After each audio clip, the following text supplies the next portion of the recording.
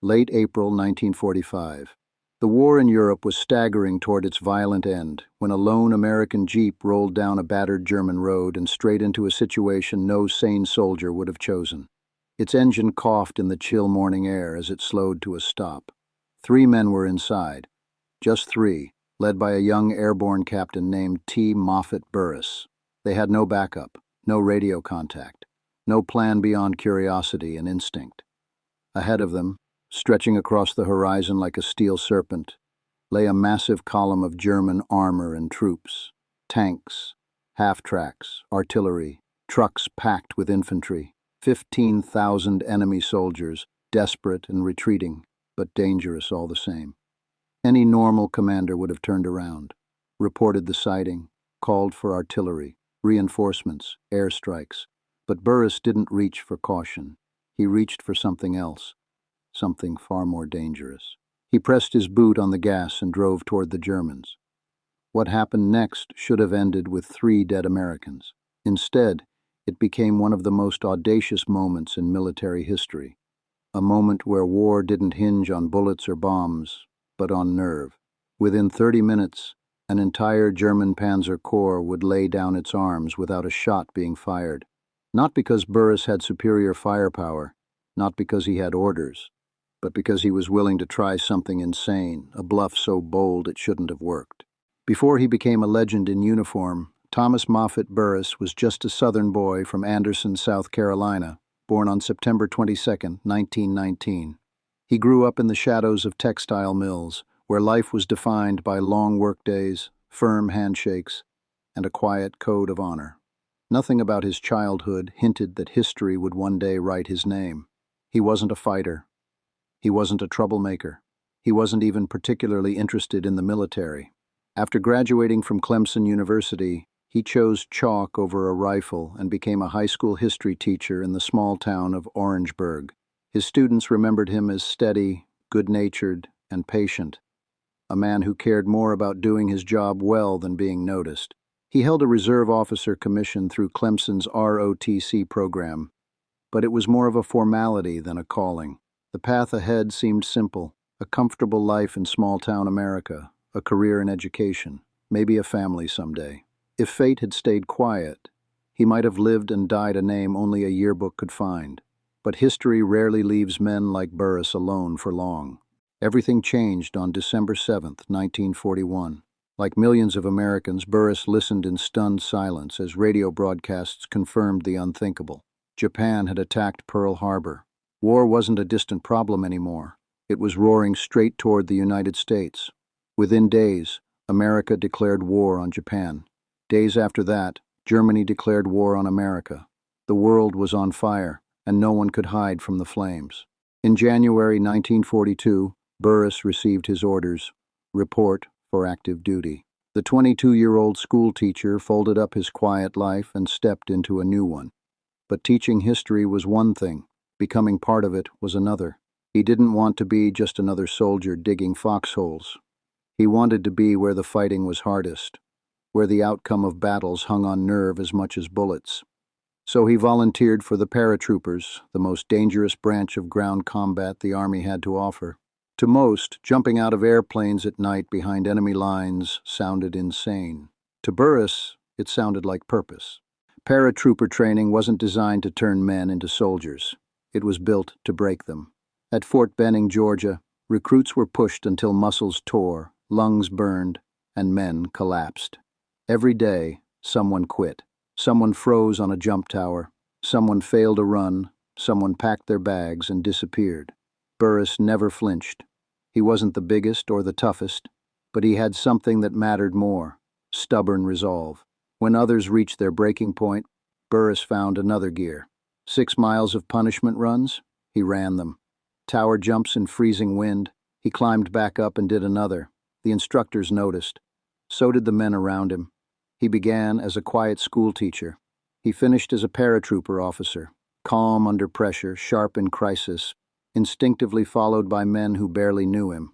In April 1942, he received his assignment to a brand new airborne unit, the 82nd Airborne Division, nicknamed All-American, because it drew men from every state in the country. Burriss became the first officer assigned to the 3rd Battalion of the 504th Parachute Infantry Regiment.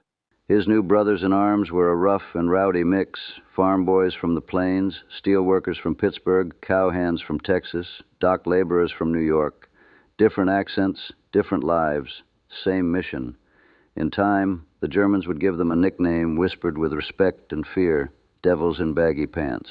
War stopped being an idea and became a reality on July 9, 1943, when Burriss climbed into the belly of a C-47 transport plane bound for Sicily. The engines roared. The red cabin light flickered over the faces of his men, faces pale with fear and sweat. The plane shook violently as it pushed through thick German anti-aircraft fire. Metal screamed. Tracers streaked past the open door like burning spears. When the green jump light finally blinked on, Burriss didn't hesitate. He leapt into black sky and chaos. He slammed into the earth in the middle of an olive grove, cut himself free from his chute, and immediately began rounding up scattered paratroopers. There was no time for confusion, no room for panic. Mission first. Under his direction, a handful of disoriented men became a fighting unit again. They regrouped, moved toward their objectives, and fought through the night. It was Burriss's first taste of combat, and he proved he belonged there. Just 2 months later, he would plunge into even harsher fighting. Salerno, Italy, September 1943. With brutal efficiency, German forces were trying to drive Allied troops back into the sea. Burriss and the 504th Parachute Infantry Regiment were ordered to jump behind enemy lines to block reinforcements. For 5 straight days, Burriss led his men through street battles, artillery barrages, and close combat. They were outnumbered, they were exhausted, but they didn't give up ground. It was at Salerno that Burriss learned his second law of combat. Victory doesn't always belong to the strongest. Sometimes it belongs to the last man still fighting. In January 1944, the war dragged Burriss and the 504th into one of the most brutal battlefields of the entire European campaign, Anzio. What was supposed to be a swift amphibious landing turned into 4 months of pure horror. The beaches turned to graveyards. The fields became mud pits filled with frozen bodies. Every inch of ground was contested by German artillery that thundered without mercy, day and night, week after week, until men forgot what silence sounded like. The paratroopers dug into shallow foxholes that barely shielded them. Sleep came in moments, food in scraps. Burriss was wounded twice but refused evacuation both times. His men watched him fight through bandaged ribs and bloody fatigue. He didn't ask them to endure anything he wouldn't endure himself. They followed him not because they had to, but because he led from the mud with them. Anzio stripped away any illusions left about war. There was no glory here, no heroic speeches, no triumphant music. There was only survival, and the will to keep going when everything inside screamed to stop. Burriss survived Anzio, but a part of him stayed behind in that torn-up earth. He learned what war really was, and he didn't break. By September 1944, the Allies believed they saw a way to end the war by Christmas. The plan, Operation Market Garden, was bold, ambitious, and deeply flawed. Airborne troops would seize a chain of bridges through the Netherlands, allowing Allied armor to punch straight into Germany. On paper, it looked decisive. In reality, it would become a blood-soaked gamble. The 82nd Airborne received one of the most critical objectives: seize the bridge over the Waal River at Nijmegen. Without it, the entire operation would fall apart. Burriss and his men of E Company, 504th Parachute Infantry, were given a task so deadly that British officers who heard the plan quietly muttered a single word: impossible. On September 20th, in broad daylight, Burriss and his men climbed into flimsy canvas assault boats, the kind you might expect to see at summer camp, not war. There were not enough paddles, so men used rifle butts to push their way into the river. And waiting for them on the far bank were lines of German machine gun nests and artillery, ready to cut them to pieces. The moment they launched, the river became a killing ground. Boats shattered. Men were torn apart by automatic fire. The river ran red. Burriss's own boat took a direct hit. Private Willard Jenkins, the engineer steering, was killed instantly. His blood splashed across Burriss's uniform. Shrapnel tore into Burriss's ribs. But he didn't stop. He stood up in the boat, bleeding, screaming for his men to keep going. 16 men started in his boat. Only 6 reached the other side alive. Across the river, they didn't pause to breathe. They charged straight into the German trenches, fighting hand-to-hand with bayonets, rifles, and grenades. Inch by bloody inch, they smashed through the defenses and seized the northern end of the bridge. They had done it. They had performed the impossible, and half of them had died doing it. Burriss didn't win that day through numbers or firepower. He won through something far more dangerous, raw audacity. That river, and what he learned crossing it, would echo 6 months later on a lonely German road when he faced 15,000 enemy soldiers with nothing but nerve. When Burriss and the surviving paratroopers seized the north end of the Nijmegen Bridge, they expected help. British tanks were supposed to race across and push toward Arnhem to relieve trapped paratroopers of the 1st Airborne Division. But help never came. As Burriss waited for the rumble of British armor, only 4 Sherman tanks from the Grenadier Guards crossed the bridge. Then they stopped. They just stopped. Burriss stormed toward the lead tank, furious and soaked in river water and blood. He had watched his men die for that bridge. They hadn't crossed a river under machine gun fire, so a group of tanks could sit idle. He climbed onto the tank and demanded they advance. The British tank commander, Captain Peter Carrington, calmly refused. He said they were waiting for orders. He said the road ahead was too dangerous. He said there might be a single German anti-tank gun somewhere up ahead. Burriss exploded. I just sacrificed half my company fighting across that river through machine guns and artillery. And you're telling me you can't move because of one gun? Other American officers, Major Cook, Colonel Tucker, even General James Gavin, tried to force the guards forward. Nothing worked. For 18 to 24 critical hours, the tanks sat still and Arnhem fell. The British airborne troops who had been holding the last bridge finally surrendered. Market Garden was over. Years later, Lord Carrington denied the confrontation happened the way Americans described. But dozens of paratroopers swore it was true. The bitterness never faded. Market Garden failed for many reasons. But for Burriss, this moment branded a lesson into him forever. Caution kills. Hesitation loses wars. That belief would shape everything he did next, including the day he would stare down 15,000 German soldiers and refuse to blink. Winter came to Europe like a hammer, and with it came Hitler's last desperate gamble, the Ardennes Offensive, now known as the Battle of the Bulge. In December 1944, the German army hurled everything it had left at the thinly held American lines in Belgium, bursting through the front in a surprise attack designed to split Allied forces in two. The 82nd Airborne was rushed into the fight with almost no food, no winter gear, and barely any ammunition. Burriss and his men dug foxholes in the frozen ground around the villages of Trois-Ponts and Chaneux, holding critical crossroads in the path of advancing German panzer units. Temperatures dropped far below freezing. Frostbite became as deadly as bullets. Snow mixed with blood in the trenches. German artillery pounded American positions relentlessly, but the 82nd held. They didn't bend. They didn't retreat. And Burriss remained exactly where he always was, at the front in the snow and mud, moving from hole to keep his men steady and fighting. At Chaneux, Burriss led a brutal assault against German paratroopers from the 9th Fallschirmjäger Regiment. It was close, personal combat, the kind where rifles are too long to use and fighting is done with knives, rifle butts, and fists. But the Americans broke the German position and stopped the advance. The German drive ran out of fuel, literally and spiritually, and was finally beaten back. The Ardennes became a graveyard of German tanks, their last hope of victory dying in the snow. Burriss and the men of the 504 had survived another impossible fight, but the war wasn't done with him yet. The worst was still to come. By May 1945, the German army was collapsing, retreating across its own homeland under pressure from all directions. But victory didn't feel like triumph. It felt heavy, like exhaustion mixed with grief. Then Burriss and the 82nd Airborne discovered something that erased any last doubt about why they were fighting. Near the German town of Ludwigslust, they came across a place called Wöbelin.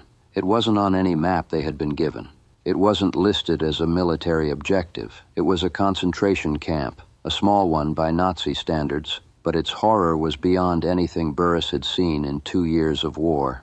Inside, they found thousands of prisoners, little more than skeletons covered by thin gray skin. They found open burial pits, bodies stacked like cordwood. They found starvation so severe that there were signs of cannibalism among the dying. Even men who had survived Anzio, who had watched their friends torn apart by artillery, vomited when they walked through that camp. Burriss didn't wait for orders. He shot the lock off one of the barrack doors himself to help free trapped prisoners, and he made sure every atrocity was documented, photographs, evidence, proof, because he knew someday there would be people who would try to deny this ever happened. A few days later, U.S. commanders issued a powerful order. The civilians of Ludwigslust, who had lived just miles from the camp, were forced to walk through it. They were made to bury the dead. The division chaplain delivered a message during the mass funeral. Within 4 miles of your comfortable homes, 4,000 men were forced to live like animals, simply allowed to starve to death. Burriss stood in silence as the bodies were laid to rest. He had seen combat. He had seen death. But this was evil, and it hardened something inside him. The war couldn't end fast enough. By late April 1945, the war in Europe was in its final violent breaths. The Soviets were closing in on Berlin from the east, and American and British forces were tightening the noose from the west. Everyone knew the end was coming, but then came an order that stunned the front-line soldiers. Supreme Allied Commander General Dwight Eisenhower ordered U.S. forces to halt at the Elbe River. Berlin, the heart of Hitler's regime, would not be captured by the Americans. It would fall to the Soviets. Politicians had already decided the map of post-war Europe, and Germany's capital was assigned to the Soviet zone. There was no strategic reason to fight for it. But for men like Burriss, the order felt like something close to betrayal. After fighting across Africa, Italy, Holland, Belgium, and Germany, now they were supposed to sit and wait while the Red Army took the final victory. Burriss was only 25 years old, but he had lived a lifetime of combat. He didn't know how to sit still. He was a man built to move, built to act, and standing idle while the Soviets marched east of the river gnawed at him daily. One morning, after staring across the Elbe for too long, he snapped. He turned to his lieutenant and sergeant and said, "I can't stand this any longer. Let's get in the jeep and see what's across that river. Maybe there are still some Germans over there." No orders, no permission, no backup, just curiosity, restlessness, and the kind of reckless courage history remembers. What began as a simple drive turned into one of the boldest gambles of the entire war.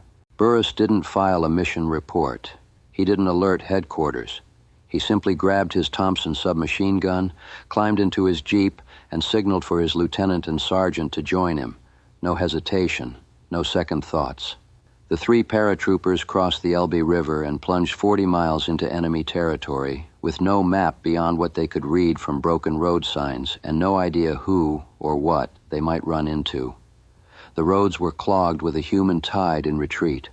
German civilians fled westward in wagons, carts, and on foot, whole families carrying everything they owned. They weren't running from the Americans. They were running from the Soviets. Rumor traveled faster than artillery. Stories of revenge, of entire villages wiped out, of captured soldiers executed on the spot, terrified the German population far more than American tanks ever had. Burriss drove past them all, pushing deeper into collapsing Germany. Then the road curved and everything changed. Ahead lay a column of military vehicles so long that Burriss couldn't see where it ended. Tanks, half-tracks, flak guns, trucks full of infantry, not a mob of deserters, an entire fighting formation, and not just any unit, a Panzer Corps, more than 15,000 German troops.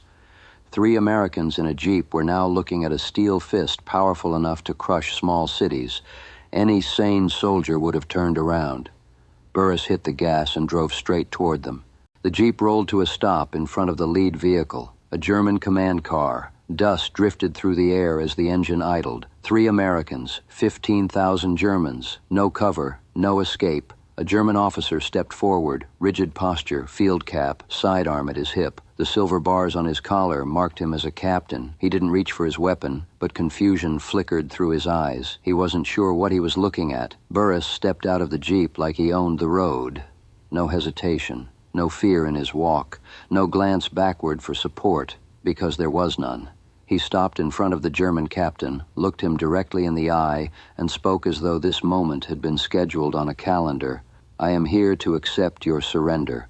There was no translator, no warning shot, no preamble, just the most outrageous opening line in military history. The German captain stared at him. Then, slowly, he looked past Burriss at the jeep behind him. 2 American soldiers, 1 machine gun, and nothing else. He blinked. Then he asked in clipped, accented English, "Are you insane? 3 men. And a jeep?" It was a fair question, and it was exactly the moment Burriss had been waiting for. Burriss didn't blink. He didn't smile, didn't flinch, didn't look over his shoulder. That would have shown doubt, and doubt was fatal. He leaned in slightly, his voice low and certain, the voice of a man who expected to be obeyed. "I have a full division of paratroopers right behind me," he said. "Tanks, artillery, the works. If you don't surrender to us, you'll be torn apart. And behind you," he paused and pointed east, "are the Russians. Maybe you'd prefer to surrender to them." It was a masterpiece of controlled deception. There was no division, no tanks, nobody coming. Behind Burriss was 40 miles of empty road, but he didn't need reinforcements. He needed leverage. And in April 1945, one word carried more fear for a German soldier than any other: Russians. The German captain heard the threat and went still. Burriss saw the calculation happening behind his eyes, the wheels turning. The war was over and everyone knew it. The German high command was in ruins. Communications had collapsed. Fighting on meant dying for nothing, but surrendering to the Soviets, that meant torture, that meant camps in Siberia, that meant never going home. The captain muttered something to his staff officers and walked away. Burriss stood alone in the road, heart pounding, mind locked in the role. He could not show fear, could not show doubt. His life, and possibly 15,000 others, rested on the power of one illusion: America is your only chance. Minutes crawled by. German officers argued loudly in the distance. Arms waved, fingers pointed. Some wanted to keep moving east. Some were clearly terrified of it. Burriss couldn't hear the words, but he could feel the pressure building. Then the German captain broke away from the group. He walked back toward Burriss slowly. His hand reached for his pistol. Burriss tensed. His men in the jeep raised their rifles halfway. This was it. The German captain stopped in front of Burriss. For a long second, no one moved. No one breathed. Then the captain drew his pistol, lifted it, not to fire, but to hold it out grip first, a gesture as old as warfare. Surrender. Burriss took the pistol, and the German captain snapped to rigid attention. Behind him, a voice shouted down the steel canyon of vehicles, and the order rippled like breaking glass. "Abliefern! Waffen ablegen! Lay down your arms!" It was unreal. One by one, German soldiers began climbing down from tanks and trucks. Machine guns were cleared, bolts pulled, magazines dumped. Sidearms were dropped gently into piles. Rifles clattered as they stacked them in rows along the road. 15,000 soldiers, all surrendering to 3 men and a jeep. There was no gunfire, no violence, no last defiant stand. Burriss had pulled the support beam out of a collapsing army, their belief the war could still be fought. And when that belief died, they laid down their weapons almost gratefully. But now came a new problem, a ridiculous one. Burriss had 15,000 prisoners, and no way to handle them. No radio, no transport, no guards, no plan. It didn't matter. A man who could bluff an army could figure out the rest. The war had produced its share of insane moments, but this was something else entirely. Captain Moffatt Burriss now found himself in command of a German force the size of a division, and his staff was 2 guys in a jeep. There was no way to guard that many prisoners, no way to transport them. So Burriss did the only logical and completely illogical thing he could think of. He told them to start walking. He ordered the German officers to keep full control of their men, discipline, formation, no straggling, and march west toward American lines. And they did. Like a steel river, the column reformed itself and began moving in eerie silence, mile after mile. Burriss and his 2 paratroopers drove behind them in their jeep, shepherding 15,000 armed enemies who had decided not to be enemies anymore. American patrols stared in disbelief as the column passed. Where the hell did all these prisoners come from? Who's in charge of this? The answer passed from unit to unit like a legend forming in real time. Some captain from the 82nd Airborne bluffed them into surrendering. Hours later, the column finally reached American lines. Burriss rolled in at the head of the largest single surrender many soldiers had ever witnessed, and waiting for him was a furious superior officer. If there was ever a moment Burriss expected a medal, this wasn't it. He stood before his regimental commander, still stained from road dust and sweat, waiting for the verdict. He had disobeyed a direct order not to cross the Elbe. He had taken an unauthorized jeep 40 miles into enemy territory. He had risked his life, and worse, Army property, on what could only be described as a reckless stunt. Technically, he probably deserved a court-martial. Instead, he got a silent stare for what felt like a full minute. Finally, the colonel spoke. "Captain, do you have any idea how many regulations you broke?" Burriss held his ground. "No, sir, but I can tell you exactly how many Germans I brought in. 15,000, sir." That number hung in the air like a physical object. The colonel rubbed his forehead. Some officers had argued that Burriss should be punished to set an example. Others said he should be promoted on the spot. In the end, headquarters made a quiet decision that said everything about the American way of war. Results matter. Burriss wasn't punished. He was commended. Years later, when people asked him how he came up with such a plan, he shrugged. It wasn't a plan. It was survival. Give a man a worse option, and he'll take the one you offer. The war would end just days later. When the guns finally went silent in Europe, Burriss went home to South Carolina. He was 25 years old and had already lived enough for 3 lifetimes. But like so many veterans of his generation, he didn't ask for attention, didn't talk about medals, didn't boast about battles. He simply got back to work. He married, started a family, and entered the construction industry, taking a job with Roebuck Building Company in Spartanburg. He approached civilian life the same way he led in combat, direct, disciplined, always moving forward. In 1970, he founded Burriss Construction Company with his 3 sons, John, Moffatt Jr., and Francis. The business grew into one of the most respected builders in the Southeast.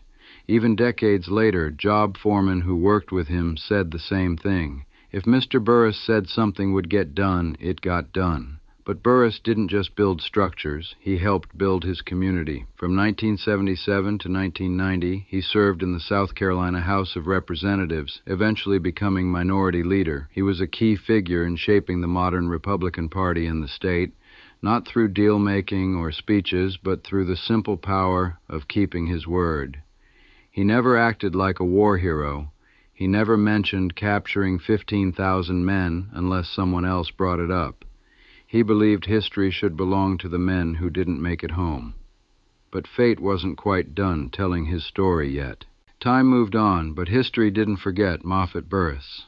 In 1977, Hollywood came calling. The film A Bridge Too Far, based on Operation Market Garden, told the story of the brutal Wall River crossing. Actor Robert Redford played a composite character, partly inspired by Burriss. Burriss even served as a consultant for the film. He said watching the reenactment of the river crossing shook him. Decades later, he could still hear the bullets hitting water. At age 80, he finally agreed, at his children's urging, to write his memoir. Published in 2000, Strike and Hold became essential reading for military historians. It wasn't a book about glory. It was a book about leadership, fear, sacrifice, and the brutal honesty of war. Veterans who read it said they finally saw their own memories reflected in print. And Burriss never stopped jumping, literally.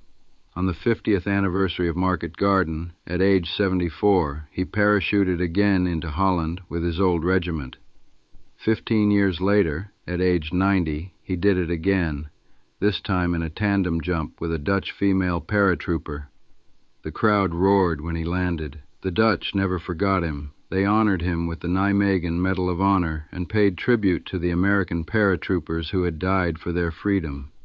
Dutch schoolchildren still learn about the wall crossing to this day.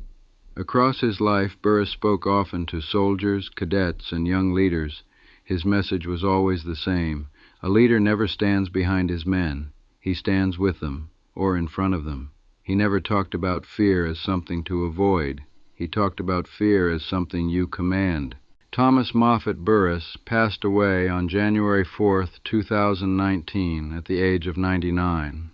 At his funeral, veterans stood beside lawmakers, construction workers beside Dutch citizens who had flown across the Atlantic just to say goodbye. They came to honor not just a soldier, but a man who refused to live an ordinary life when history demanded more of him. He never claimed to be a hero. He never asked for applause. When people brought up the surrender of the German Panzer Corps, he waved it off. Any officer could have done it, he'd say. The Germans were trapped. I just gave them a choice. But that wasn't the full truth. Most men wouldn't have tried. Most would have turned back. Most would have waited for orders. Burriss didn't. He understood something about life that many never do. That courage isn't about being fearless. It's about acting anyway. That leadership isn't about rank or speeches. It's about moving first. That sometimes impossible things don't require strength, just audacity. He once crossed a river under machine gun fire when no one thought it could be done. He once stared down 15,000 German soldiers with nothing but conviction. And he once said the most dangerous words any leader can speak: "Follow me." The jeep he rode that day is long gone. The road he stopped on has faded into history. The war he fought ended generations ago. But what he proved will outlive all of it. That boldness can change the course of history, that one voice can command an army, that the impossible is often just a matter of nerve. Remember his name, T. Moffatt Burriss. Remember his story, and remember this: sometimes all it takes is 3 men, a jeep, and a fearless Bluff to win a war without firing a shot.